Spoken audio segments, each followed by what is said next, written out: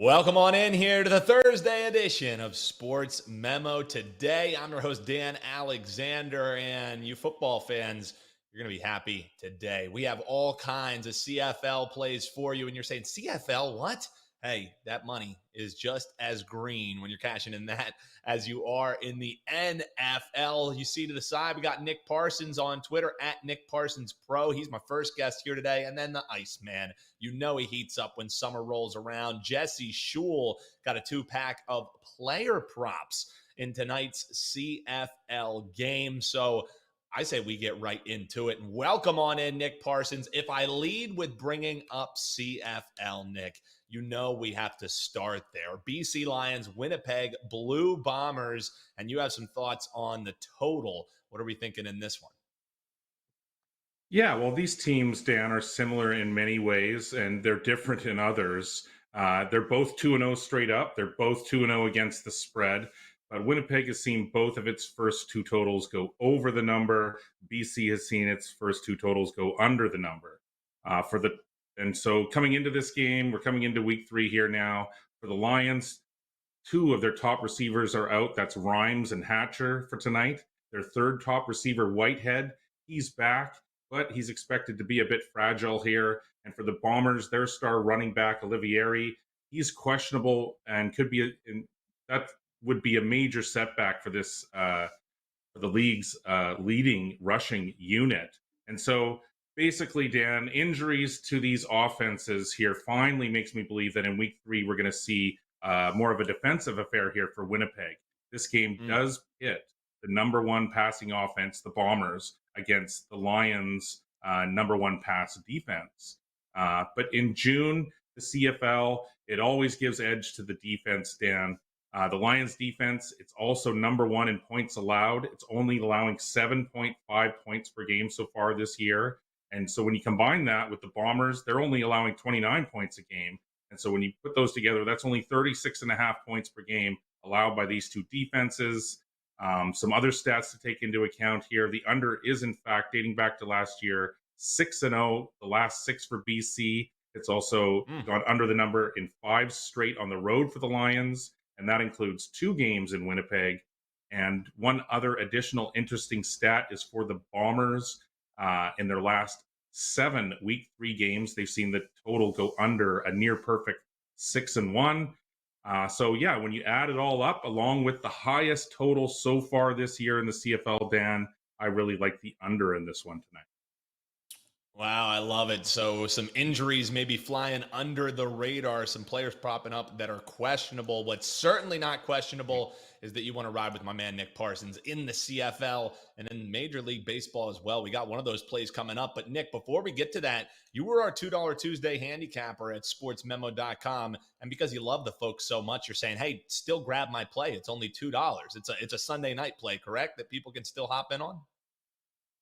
Yeah, a really big play. If you like this totals play that I gave you just right now, then you definitely have to check out this one. It's one of my biggest ones so far this season. You won't be disappointed. Also a 29-16 baseball run, guys. So come check me out over at Sports Memo. Yeah, that's not too bad. 64% over 45 different plays. If sample size is what you like, how about that running hot this season? All right, you talked about how much you love totals. You talked about how great you are in the MLB. So you got a winner for us in the Mariners and Yanks game. What are we looking at this total? Yeah, sort of the late game here tonight. Not a huge card or anything. But in this game, both teams, they've both been playing to several lower scoring games of late. But I think that tonight's total is just a little too low finally. Seattle, it's now lost 3 straight. It's seen the total go under in 6 straight. But the Mariners, Dan, they've seen the total go over the number in 4 of their last 5 and trying to avenge 2 or more straight road losses against an opponent. Now, New York, it did snap a 4-game slide by winning the first 2 games of this series. But the Yanks have now seen the total go under the number in 4 straight. So that's definitely a whole lot of unders by both of these teams combined here. And so I think that fact has also helped in driving this number a little lower than it normally would be. But this is definitely an interesting pitching matchup here because the Mariners, they send out rookie Brian Wu. And when you look at his numbers, they don't look good at all. In fact, he's 0-1 with a 7.30 ERA, but he is coming off his best start so far, his first ever career start on Friday versus the White Sox. He went 6 innings and he struck out 9. And so he really does have great strikeout potential. But at the same time, I think the sample size is still just too small here. And despite not having to face Aaron Judge or a couple other people in the lineup, I mean, this is a difficult road venue for even the most seasoned veteran. And then for New York, we have Domingo German, who has been okay. I mean, not great, not horrible, pedestrian, I guess. He's 4-4 with a 4.30 ERA, but he is coming off his worst start of the season so far. He got shelled for 7 runs off 7 hits over just 2 innings in a 15-5 loss to Boston. So, I mean, recent form always plays a big part in my handicapping process. And then, I mean, for Wu, who knows what we're going to get out of him here. I mean, he'll take a small step back here after that gem last time out. So once again, Dan, when you add all these things up, I think that we're going to finally go over the number here in this one. I like it. I like how both of these total plays, you're finding a spot to swoop in and go a little contrarian. If you've been watching the show, you know our man Nick Parsons is a contrarian by nature, and he's staying true to form with the under in the BC Lions and Winnipeg Blue Bombers and the over in the Mariners and Yanks. Make sure you grab that $2 Tuesday play that's still posted to his page, sm.buzz/NP. And make sure you give him a follow over on Twitter at Nick Parsons Pro. All right, when we talk CFL, you know the guy who should get the final word is our man Jesse Schule. Last 74 plays in CFL, 47-26. That's 64%. Not since 2022. How about all the way since 2021? So talk about sample size, Jesse. This is a huge reason why in the summer months you heat up is these CFL plays, correct? CFL, MLS, soccer, whatever I can get an advantage on, I'm all over it. Admittedly, though, Dan, it's been a bit of a rough start to June for me. You know what that means, though? That means now is the time to jump on board because history definitely does repeat itself. We saw that if you saw my Twitter post about my NBA playoff records last year and this year, they were exactly identical.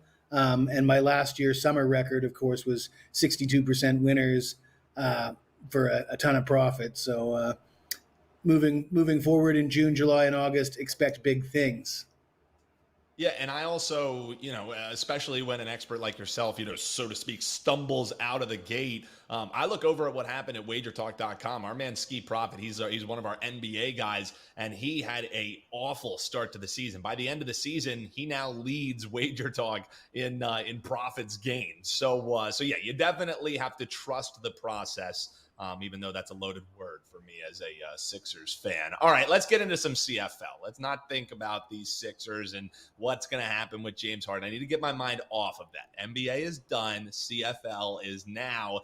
You have 2 player props, both of them plus money that you like in tonight's game. So give us those, and then let's get into a little week 0 in college football. How about these player props? You're looking for some anytime touchdown scores in action tonight.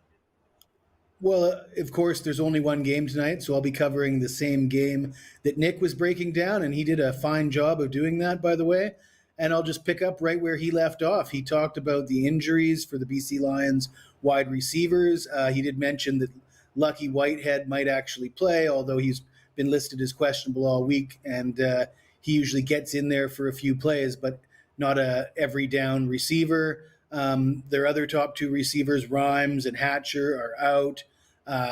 And that leaves two young guys that are probably going to be their top 2 options tonight, Justin McInnis and Javon Catoy. Javon Catoy was a reliable guy for them last year. He was quite productive. McInnis last week was their leading receiver with the injuries. And BC's facing a Winnipeg defense that's allowed 29 points per game so far. There are a lot of defense on the a lot of injuries on the defensive side for Winnipeg. I expect BC to score a few touchdowns, and we're getting plus 180 on Catoy, plus 185 on McInnis. I'll take them both, and I'll hope to split and take that juice. If both of them hit, then feel lucky, I guess. But that's the way I'm going to attack this one. If you compare it to, by the way, if you take the top two receivers for Winnipeg, you got Shen is minus 175 and Dembski is minus 135. And when you put it on the flip side, BC's receivers, you're getting plus 180 and plus 185. That gives you an indication of what kind of value we're talking here.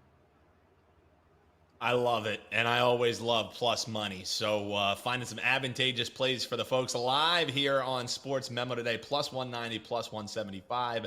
Even if I don't check out the game here tonight, Jesse, I know those will be two bets that will be hopefully adding to my bankroll. And the nice thing is if you split up the unit size appropriately, you hit one of those and you're making money. So I like that. I like that a lot. Plus 190, plus 175. That's Katoy and McGinnis, not Andrew McGinnis. Anytime touchdown scorer.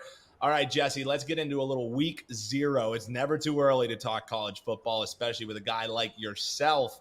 Another total play that we have. So I guess this is a totals Thursday on Sports Memo Today here. Notre Dame and Navy. And you have a service team that you like it over in? All right, Jesse, I'll sit back and listen. What are we looking at? Well, I mean, these teams played last year, and Notre Dame won 35-32. Navy was able to get their points and run the ball. One thing about Navy is they're very good at defending the run, or at least they were last year. They held Notre Dame to 66 yards on the ground last year, but Drew Pine threw for 4 touchdowns. Sam Hartman comes into this Notre Dame team. Obviously, they're going to be a lot more dynamic offensively with a guy like Hartman at quarterback. And Notre Dame has a history of really lighting up Navy. As I said, Navy good against the run, really bad against the pass. That doesn't bode well here. We did see the game in Ireland last year. Nebraska and Northwestern went well over 60 points. These two teams have a history. The last 2 times they played in Ireland, Notre Dame scored 50-plus points themselves in those games. Of course, that was a long time ago, but I thought I'd mention it anyways. But the last 12 meetings has gone over 9 times. So history says take the over when Notre Dame plays Navy. And with the addition of Hartman at quarterback, that puts that even stronger. I love it. And a little free breakdown there in college week 0 from our man Jesse Schule. That's how much we love the live viewers here on Sports Memo Today. You don't only get 2 plays from JS, you get 3 of them. And Jesse, when people head over to your page, they'll be even more excited than the free plays that they get. Because clients, like you said, it's bounce back time incoming. What kind of stuff are they going to see locked and loaded as we head towards the weekend? We got a total of the year for CFL going tonight. We got a big play in Major League Baseball. You can expect more MLS plays over the weekend. Lots of baseball, lots of CFL. And yeah, I'll keep the winners coming and even pick it up even more in football season. I love it. That's my man, Jesse Schule, the Iceman. He might be a little cool, but that means a hot streak is coming. Check him out, sm.buzz/JS. And that's going to do it. We love getting you that actionable info you know and love in 30 minutes or less. And we accomplish that again here on Sports Memo Today. Big thanks to Nick Parsons.